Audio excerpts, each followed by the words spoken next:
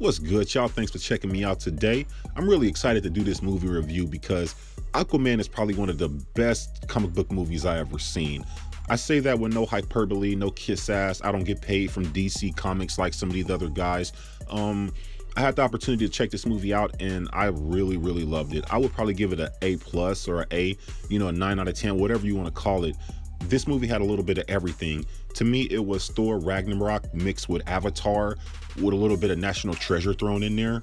The pacing of this movie was great. The character development was great. The CGI, the look, the scenery. James Wan, really outdid itself in this movie. So shout out to him.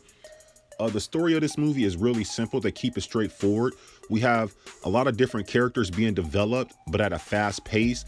But at the same time, the shortness of character development doesn't take away from the deepness and the understanding that you have of each character. You know what I mean? So I love the way that they moved the movie right along with a lot of story tentacles. That's what I call them, because you got a main story that you're following, but then you have a lot of side characters who are being developed that involve into the main story. So that's why I call them story tentacles.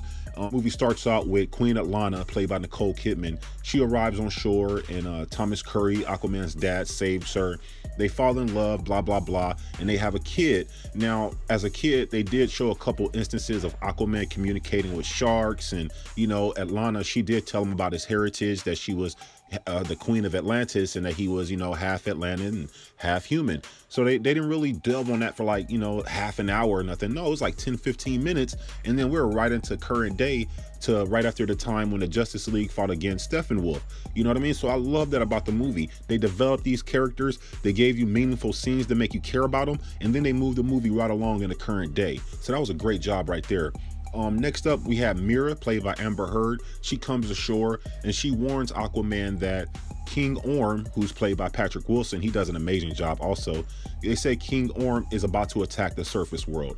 He's going around and he's basically conquering up each army in the ocean, and he's going to use all those armies to become the ocean master. And once he's the ocean master, he controls everything in the sea, including the water itself. And once he does that, he's going to basically start attacking the surface world because he hates the surface world.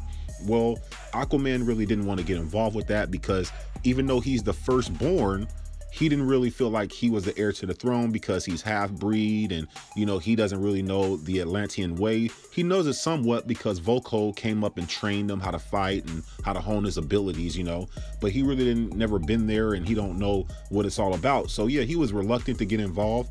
But King Orm actually did an attack on the surface world and caused all sorts of mayhem with like a tsunami, and wrecked all type of ships and killed some people. So that's when Aquaman decided, okay, I need to get involved, and thus began a journey with him and Mira going to find this trident, this main trident from the first king of Atlantis. It's like a really powerful, strong trident, and with that trident, you can basically control the whole ocean. So that's the journey they went on, and that was really cool. You got some action scenes, great chase scenes, fight scenes. It looked really cool when they was going on a little journey in the desert, and it was really funny. Also, you had some great lines. That's where I say you get the Thor Ragnarok appeal of it, because that's how Jason Momoa or Aquaman came across in this movie, sort of like that. But also another story tentacle we had was the character Black Manta. His story was that him and his dad are pirates, and they were hired by King Orm to go hijack this submarine. And with this submarine, King Orm wanted them to attack Atlantis. Now, once they attack Atlantis, it will make it seem like the surface world was starting a war with Atlantis. So basically, King Orm was using them to get what he wanted. He wanted all the armies to be on his side, so that's why he wanted Black Manta and them to fake or stage this fake attack.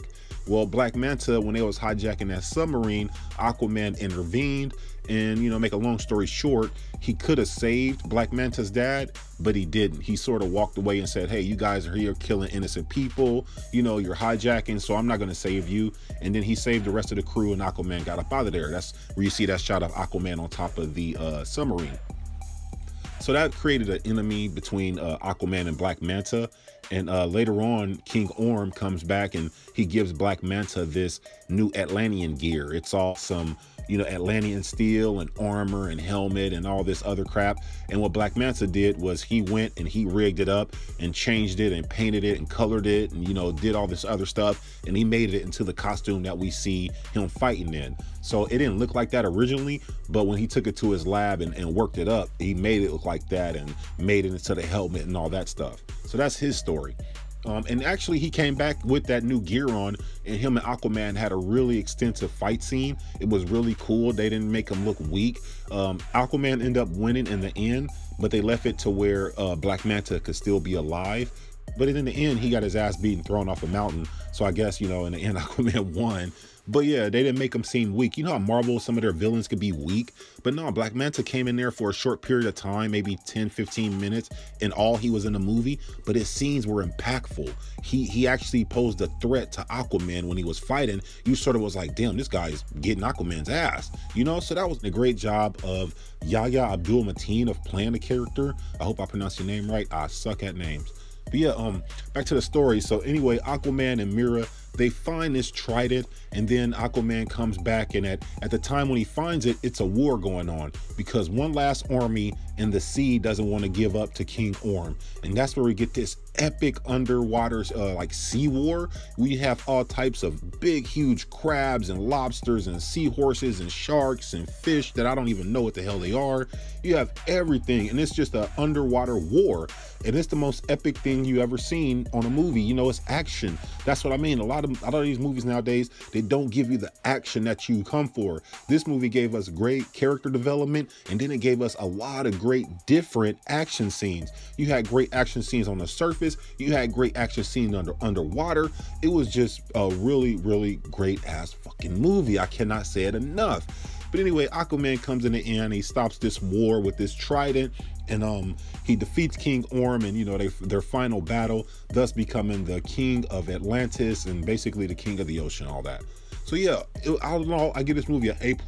It's a great movie. It basically, to me, it saves the DC. I didn't see any shout outs to the Justice League. There was no Batman cameos or nothing like that. This movie was purely about Aquaman and his story and what happens to him after the events of Justice League when they fought against Steppenwolf. So yeah, this is a great, great movie. I highly recommend you go see it. It pretty much comes out in the next week. So yeah, let me know what you think in the comment section below.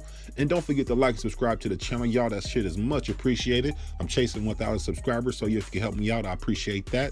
Anyway, y'all, I catch your ass out there in this universe. Peace.